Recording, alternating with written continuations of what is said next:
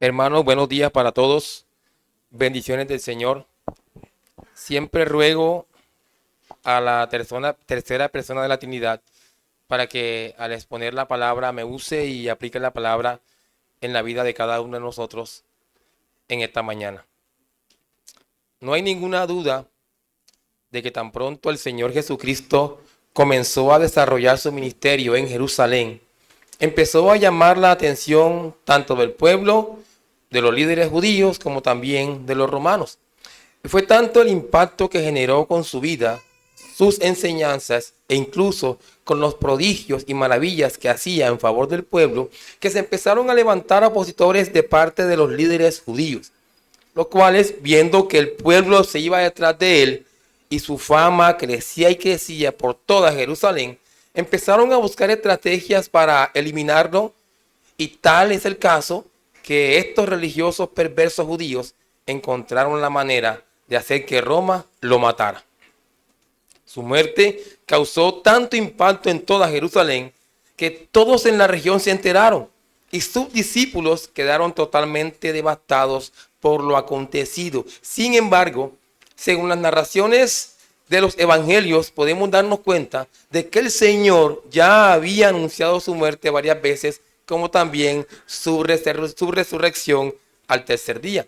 Lucas capítulo 9, versículos 21 y 22. Luego de que el apóstol Pedro declara que él es el Cristo de Dios, dice: pero él les mandó que a nadie dijesen esto, encargándoselo rigurosamente y diciendo: es necesario que el Hijo del Hombre padezca muchas cosas y sea desechado por los ancianos, por los principales sacerdotes y por los escribas, y que sea muerto y resucite al tercer día. Si el Señor les dice que va a resucitar al tercer día, ellos no debían tener ninguna duda al respecto. Incluso varias mujeres van al sepulcro y encuentran la tumba vacía, y a un ángel que les dice que resucitó, los cuales van a donde los apóstoles y seguramente los demás discípulos informándole del acontecimiento, y no les creyeron. Aún incluso Pedro y Juan van y también ven la tumba vacía, los cuales informan a los demás discípulos, y ni aún así veremos que dos de los discípulos que habían sabido todo esto creyeron a la resurrección. Lo que llevó a que el Señor, apareciéndoseles en el camino, resucitado, les reprendiera su incredulidad y les aclarara todo lo que dicen las escrituras acerca del Mesías. Acompáñenme entonces a Lucas capítulo 24, el texto que leyó nuestro hermano Lucho, y leemos nuevamente la porción correspondiente en esta mañana. Lucas capítulo 24, versículos 13 al 27. Dice así la palabra de Dios: y he aquí, dos de ellos iban el mismo día a una aldea llamada Emaús, que estaba a 60 estadios de Jerusalén, e iban hablando entre sí de todas aquellas cosas que habían acontecido. Sucedió que mientras hablaban y discutían entre sí, Jesús mismo se acercó y caminaba con ellos. Mas los ojos de ellos estaban velados para que no lo conociesen. Y les dijo: ¿qué pláticas son estas que tenéis entre vosotros mientras camináis? ¿Y por qué estáis tristes? Respondiendo uno de ellos, que se llamaba Cleofas, le dijo: ¿eres tú el único forastero en Jerusalén que no has sabido las cosas que en ella han acontecido en estos días? Entonces él le dijo: ¿qué cosas? Y ellos le dijeron: de Jesús Nazareno, que fue varón profeta, poderoso en obra y en palabra delante de Dios y de todo el pueblo, y cómo le entregaron los principales sacerdotes y nuestros gobernantes a sentencia de muerte y le crucificaron. Pero nosotros esperábamos que él era el que había de redimir a Israel. Y ahora, además de todo esto, hoy es ya el tercer día que esto ha acontecido. Aunque también nos han asombrado unas mujeres de entre nosotros, las que antes del día fueron al sepulcro, y como no hallaron su cuerpo, vinieron diciendo que también habían visto visión de ángeles, quienes dijeron que él vive.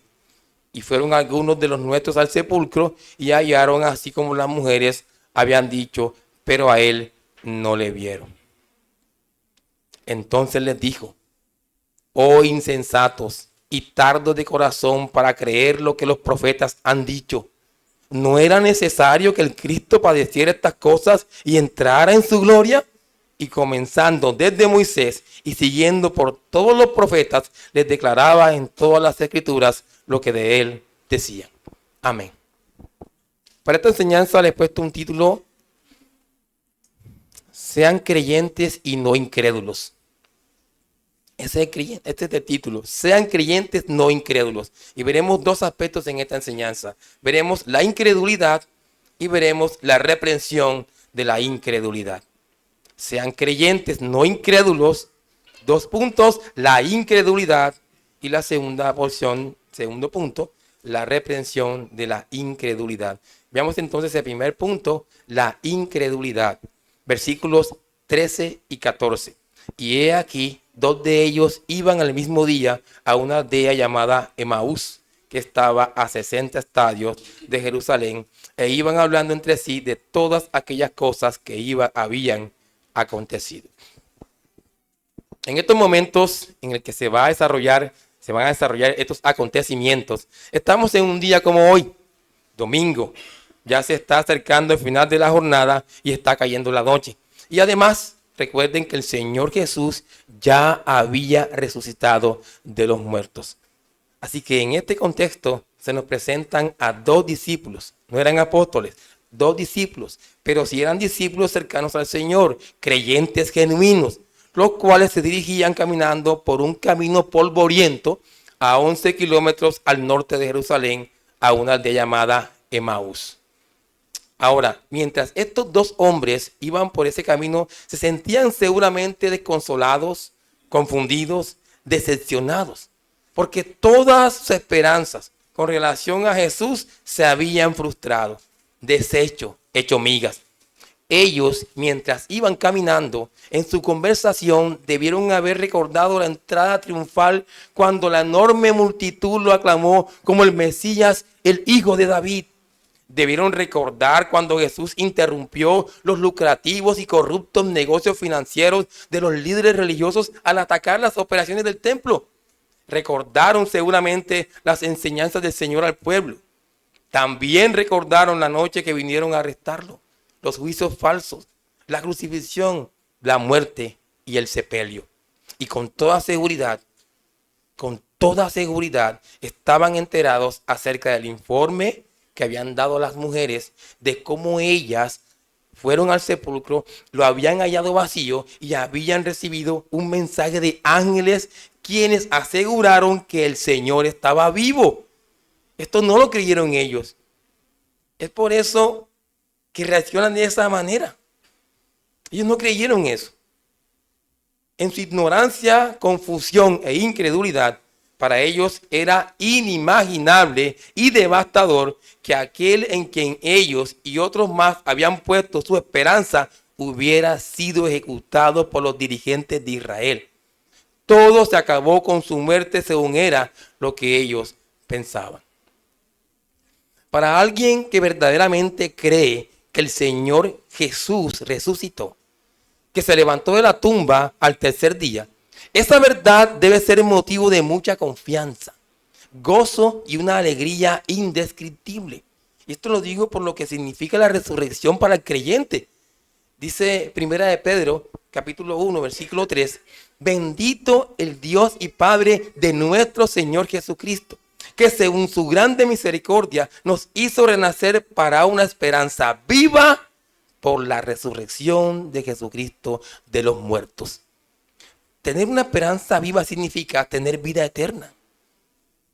Y esto es asegurado por la resurrección de Jesucristo. Es por eso que vemos en todo el Nuevo Testamento que la confianza del creyente radica principalmente en que el Señor resucitó de los muertos. De allí que el creyente se apropia de aquella verdad bíblica que le enseña que Él ha sido resucitado juntamente con Cristo. Y cuando alguien se apropia de esta tremenda verdad y vive en consecuencia, podemos decir con toda confianza que su fe es verdadera, es genuina. ¿Ven entonces las implicaciones de creer en la resurrección? Sin embargo, los dos discípulos que iban camino a Emaús no creían en la resurrección, aunque habían escuchado el testimonio de las mujeres, lo que significa que para ellos el Señor había fracasado. Y era tanta su incredulidad en cuanto a la resurrección que veremos ahora que le van a explicar al mismo Señor Jesucristo resucitado que ellos no creían en la resurrección. Versículos 15 y 16 de Lucas 24. Sucedió que mientras hablaban y discutían entre sí, Jesús mismo se acercó y caminaba con ellos, mas los ojos de ellos estaban velados para que no le conociesen. Sin duda alguna, los dos discípulos que iban camino a Maús no paraban de hablar acerca del Señor Jesús. Les había afectado mucho lo que pasó con él.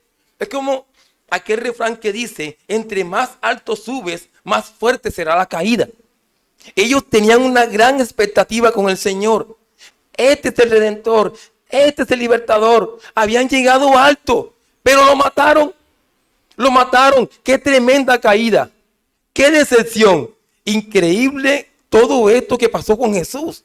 Estaban como tratando de encontrarle una explicación a lo que había sucedido. Y mientras ellos dos iban caminando y la gente iba y venía por ese camino, el Señor Jesús resucitado se les acercó. Se unió a los dos caminantes, los cuales no lo reconocieron.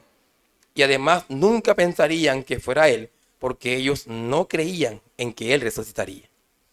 Y noten que el Señor en la conversación que va a tener con ellos les hace 3 preguntas.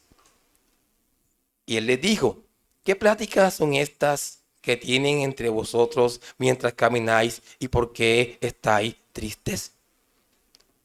La idea de esta expresión es que el Señor les está preguntando qué es lo que ustedes vienen conversando mientras van caminando. Y ellos se detienen, se sorprenden por la pregunta y además se veían tristes porque lo que pasó con el Señor Jesús, es decir, su muerte, había llenado sus corazones y mentes de mucho dolor y de mucha desilusión. Pero a pesar de su dolor, ellos no fueron indiferentes ante la pregunta del Señor, por lo que uno de ellos, que se llamaba Cleofas, le contestó. Versículo 18. Respondiendo uno de ellos, que se llamaba Cleofas, le dijo, ¿eres tú el único forastero en Jerusalén que no has sabido las cosas que en ella han acontecido en estos días? ¿Cómo tú no vas a saber las cosas que todos en Jerusalén saben que pasaron? Entonces el Señor le hace la segunda pregunta. ¿Qué cosas? Vengan en el texto. Lo que lleva ahora a los dos discípulos a responderle de una manera más amplia al Señor. Y vean toda la descripción que estos dos discípulos hacen del Señor. Versículo 19. Y ellos le dijeron, de Jesús Nazareno, que fue varón profeta, poderoso en obra y en palabra delante de Dios y de todo el pueblo. Y cómo lo entregaron los principales sacerdotes y nuestros gobernantes a sentencia de muerte y le crucificaron. Quiero que las personas que están aquí y que conocen al Señor y que los que no conocen al Señor vean la descripción que se va a hacer aquí de Él. Noten lo que estos hombres van a describir acerca del Señor. Nótenlo. Tanto los creyentes como los no creyentes. Vean la descripción. Sin duda alguna, el Señor Jesucristo era un profeta. Era un enviado vocero de Dios.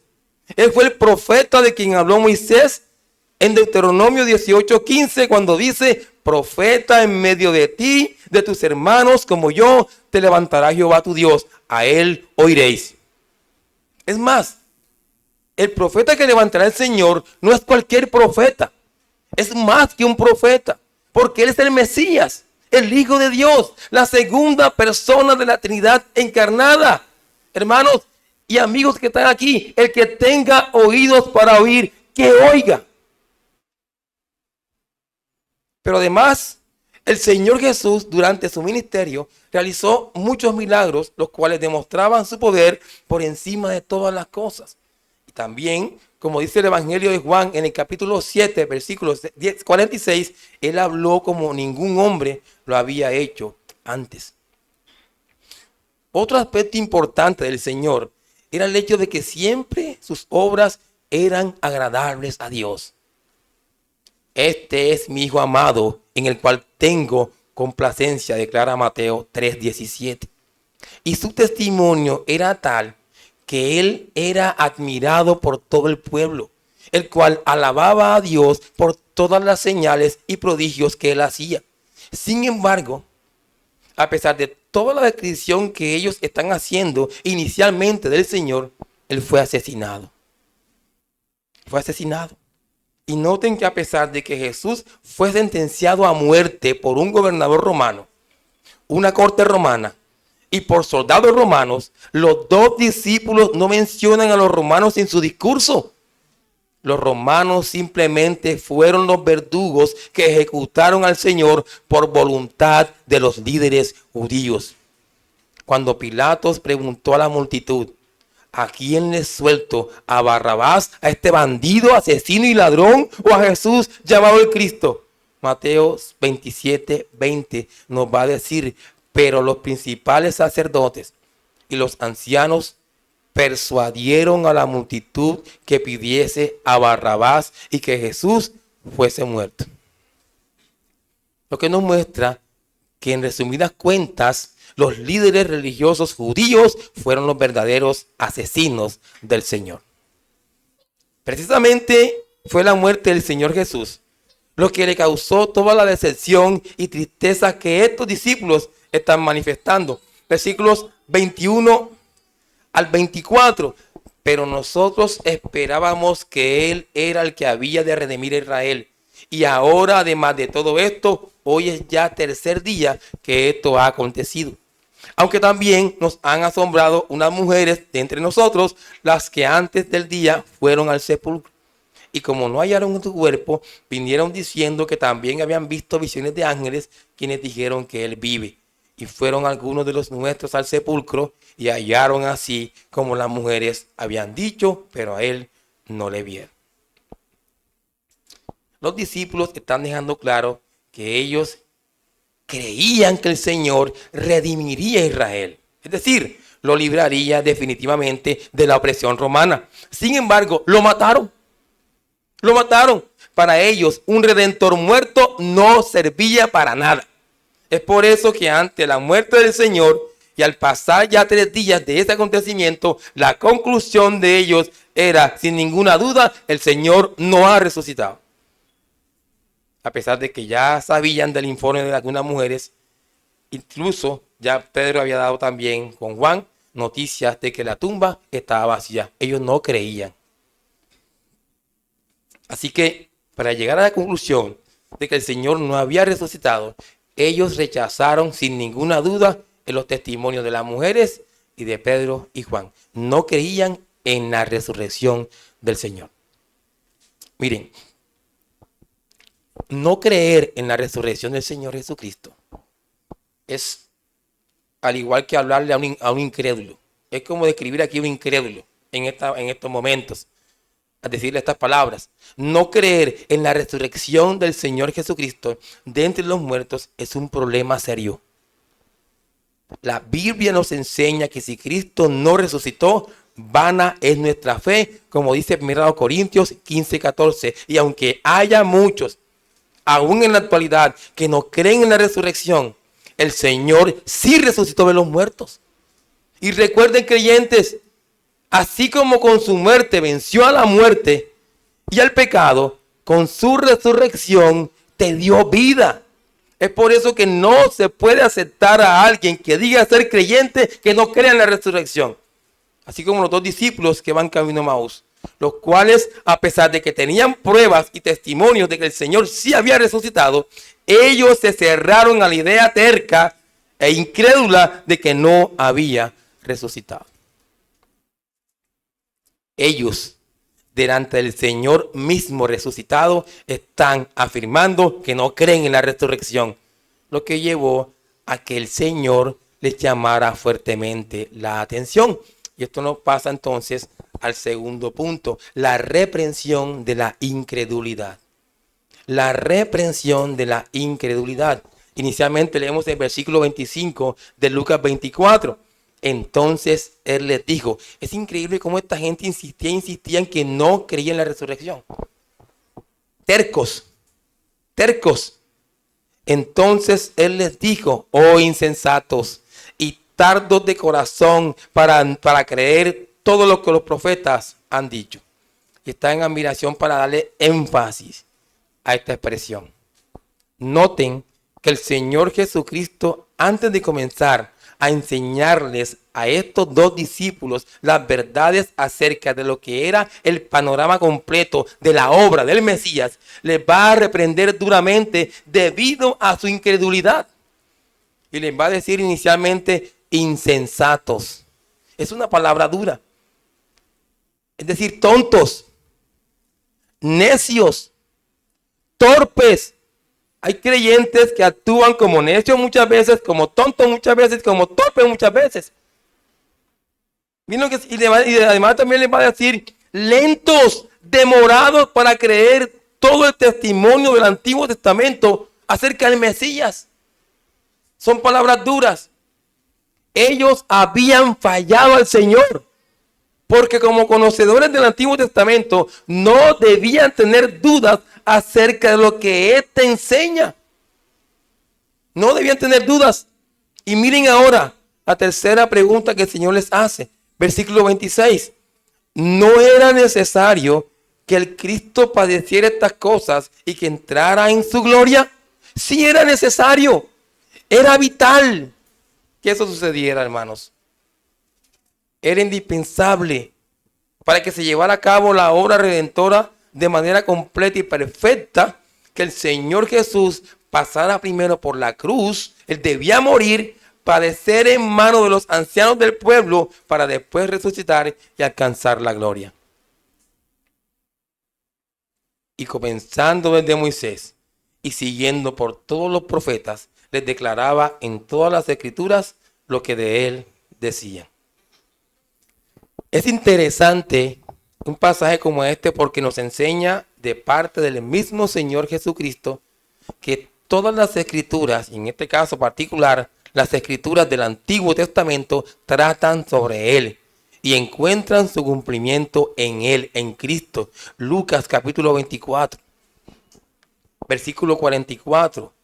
Él les dijo, estas son las palabras que os hablé, estando aún con vosotros, que era necesario que se cumpliese todo lo que está escrito de mí en la ley de Moisés, en los profetas y en los salmos. Es hacia Cristo que señala el Antiguo Testamento. Es hacia Cristo que tanto Moisés como todos los demás profetas nos enseñan y quiere que a todos apuntemos. Cristo, solo Cristo y nada más que Cristo. Ahora, veremos algunos pasajes del Antiguo Testamento que nos apuntan hacia el Señor Jesucristo y de cómo estos se cumplen en el Nuevo Testamento, los cuales nos indican la verdad de que el Señor, para alcanzar la gloria, debía pasar primero por la cruz del sufrimiento. Génesis capítulo 3. Génesis capítulo 3, versículo 15. Y pondré enemistad entre ti y la mujer, y entre tu simiente y la simiente suya. Esta te herirá en la cabeza y tú la herirás en el calcañar. Este pasaje nos señala que en el proceso de herir a Satanás en la cabeza, se herirá también en el calcañar al Mesías, lo que indica que el Mesías sufrió antes de ser exaltado. Vamos a Juan capítulo 12. Juan capítulo 12, versículos 31 y 32.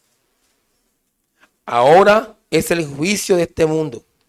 Ahora el príncipe de este mundo será echado fuera. Y yo, si fuere levantado de la tierra, a todos atraeré a mí mismo. Estos pasajes nos enseñan que el levantamiento del Señor Jesucristo en la cruz, haciéndose maldición por su pueblo y muriendo como el más vil pecador, significa la más vergonzosa derrota del diablo y de sus demonios. al obtener la reconciliación del mundo con Dios por medio de su muerte, el Señor quebrantó el poder de la muerte y echó fuera al demonio, al destructor, al diablo. Otro pasaje es el Salmo 118, en el versículo 22. Dice así el Salmo: la piedra que desecharon los edificadores ha venido a ser cabeza del ángulo.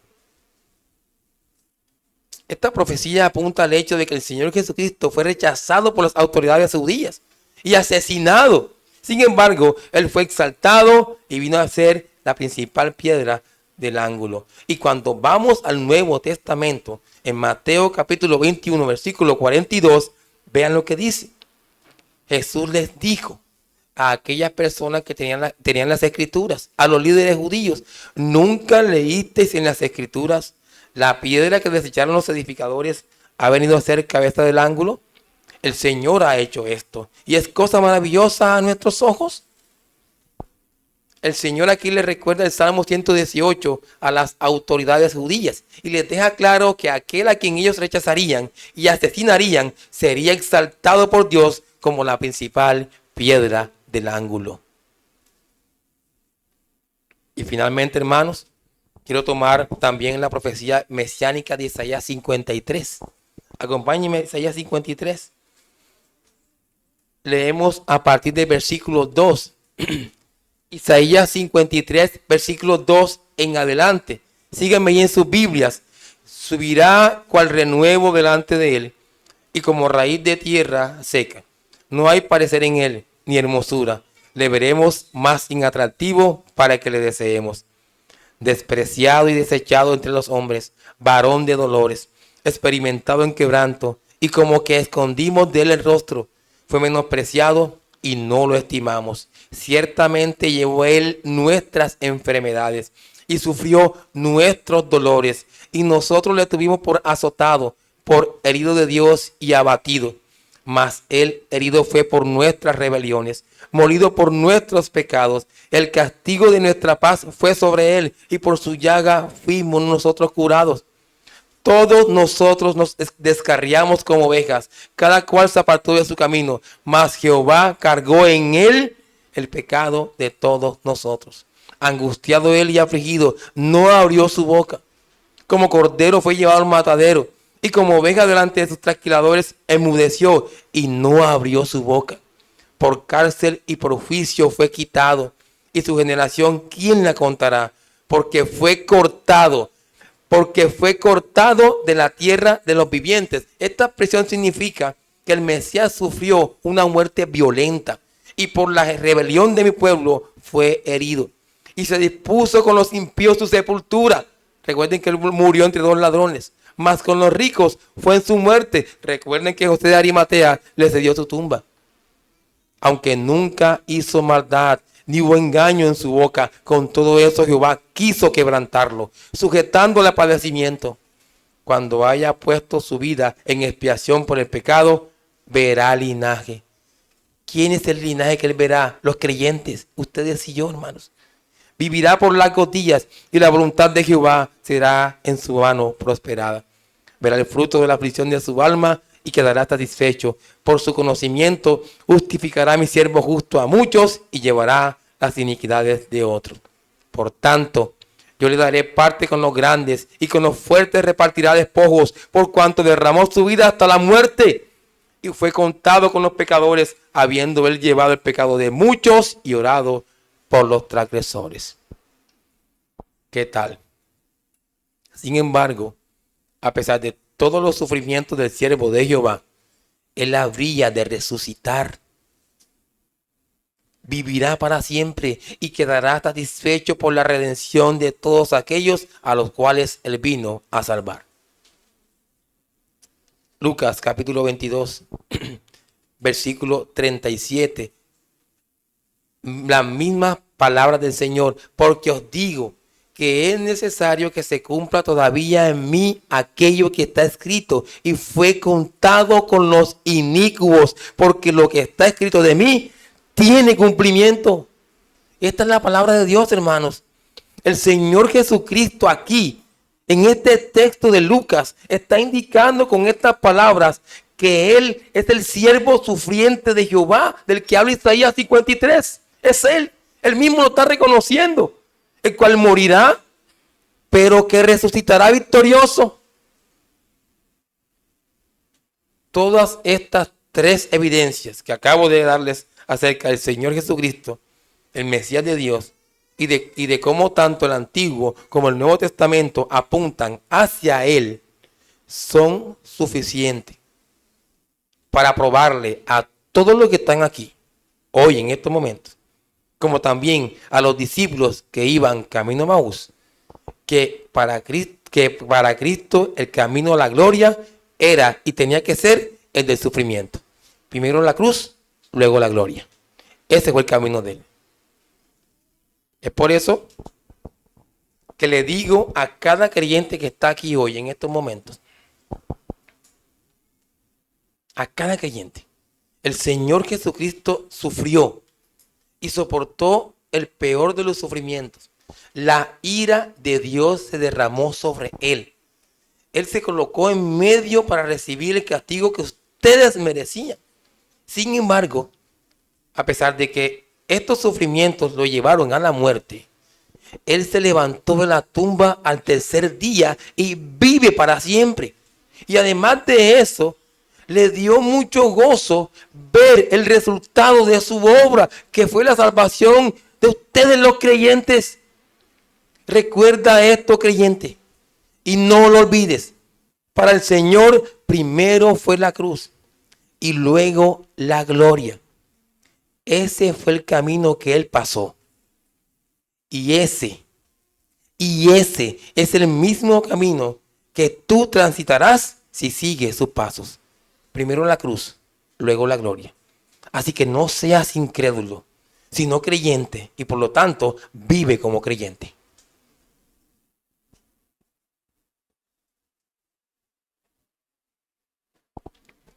Vamos a aplicar esta enseñanza del día de hoy.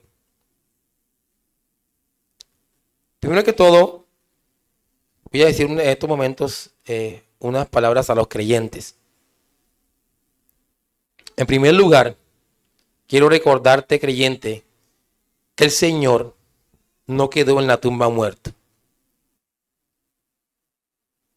No quedó en la tumba muerto. Si Él estuviera muerto ¿cómo buscarás las cosas de arriba? Como dice el apóstol Pablo en Colosenses capítulo 3. Si Él estuviera muerto, tú no entenderías la voluntad de Dios. Si Él estuviera muerto, tú no tuvieras esperanza. Si Él estuviera muerto, con toda seguridad podemos decir, come y bebe que mañana morirás. Pero el Señor no está muerto. El Señor no está muerto, creyente. Él resucitó de la tumba. Él vive. Vive para siempre. Y si tú eres creyente, Él debe ser el Señor de tu vida. Si tú eres creyente, Él debe ser el Señor de tu vida. Por eso te digo bien, creyente. Mira bien cómo estás llevando tu cristianismo. Tu vida diaria debe dar testimonio de que Él está en ti. No basta con que digas, yo sí creo en la resurrección. No basta, hermano. Hay muchos que están en el infierno que creen en eso. Tu odio hacia el pecado debe dar testimonio de que Él es quien guía tus pasos. Tu amor por la santidad, por la justicia, por lo virtuoso, por lo que exalta a Dios, te lleva a que seas luminar en este mundo caído. Así que, teniendo en cuenta que el Señor resucitó, tú como creyente debes tener como meta principal en tu vida ser hacedor de su voluntad. Y en ese sentido, glorificarle con tu vida. Cualquier cosa Bajo de eso es incredulidad. Y en segundo lugar, quiero decirles, creyentes, que en ningún momento dudes de la obra del Señor Jesús. No dudes. No lo dudes. Como tampoco dudes del amor de Dios hacia ti. No lo dudes. Y lo digo porque muchos dentro del cristianismo andan bien con el Señor. Confían en sus promesas. Y su esperanza está inamovible mientras todo le está yendo bien y no hay ningún problema en su vida. Pero cuando viene la adversidad, los problemas, las enfermedades y todo tipo de situación adversa, y el diablo comienza a susurrarte, a decirte, Dios no te ama. Mira, estás sufriendo. Dios no te ama. Mira cuántas cosas adversas tienes. Eso que hizo Jesús no sirvió para nada. Es mentira, no es el Hijo de Dios. ¿Para qué sirve cuidarte del pecado y santificarte si al fin de cuentas mira cuánto sufres? Y dime ahora, ¿dónde está tu Dios? Muchos les pasa eso, hermanos. Y muchos creen estas cosas. Y por eso se enfrían. Y terminan apartándose. Y dudando del Dios que los salvó.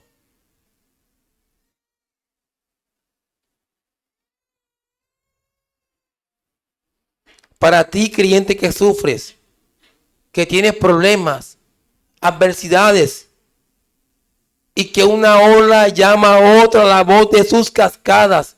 Todas sus ondas y tus olas han pasado cerca de ti. Sacas la cabeza y viene otra ola. Sacas la cabeza y viene otra ola. Y parece interminable la situación adversa. Para ti es creyente, para todos ustedes. El Señor no te ha abandonado. No te ha abandonado. Él no te ha dejado. Él no te ha desamparado. Él está contigo en las buenas y en las malas. Ayudándote, guiándote, sustentándote, afirmándote. Y sobre todo, preservándote para la eternidad. Créelo, creyente. Porque Él ganó y sufrió todo esto para ti. Así que no dudes de tu Señor. Confía en Él.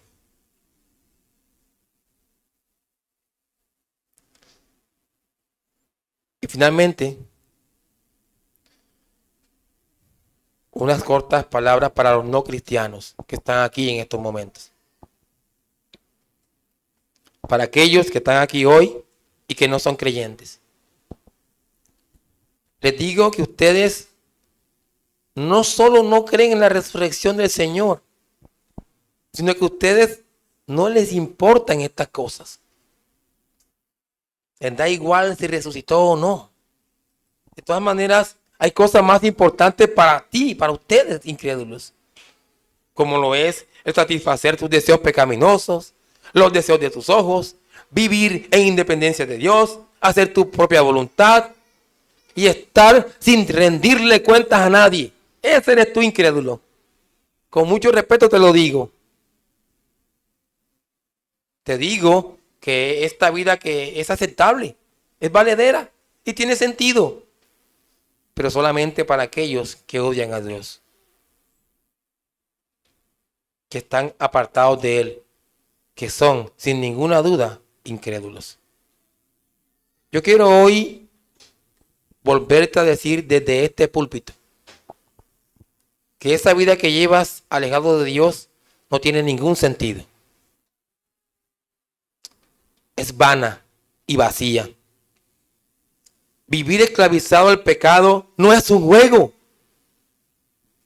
No lo es.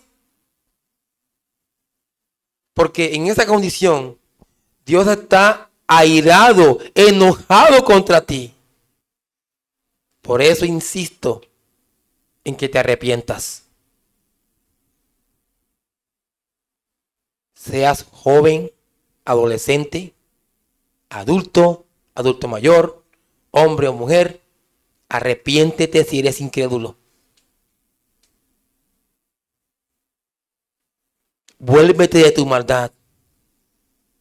Cree en el Señor Jesucristo, porque solamente en Él tienes perdón de pecados.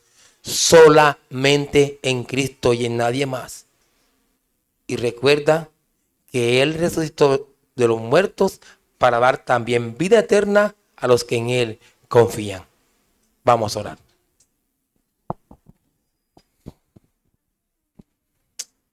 Amado Dios y Padre bendito, te exaltamos y te damos gracias en esta mañana de hoy, Señor.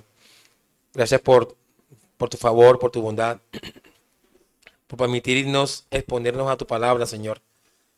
Como dije al comienzo, ruego para que el Espíritu Santo la aplique en el corazón de cada uno de nosotros, que estamos cargados, abatidos, viviendo muchas dificultades a diario. Pero ruego para que nos ayudes a poner los ojos solamente en Cristo, en aquel que es autor y consumador de nuestra fe, Señor. Ayúdanos a ser hacedores de tu voluntad y a honrarte con nuestra vida. Gracias por todo, Dios. Gloria a tu nombre por siempre. Te rogamos todas estas cosas en Cristo Jesús. Amén. Bendiciones, hermanos.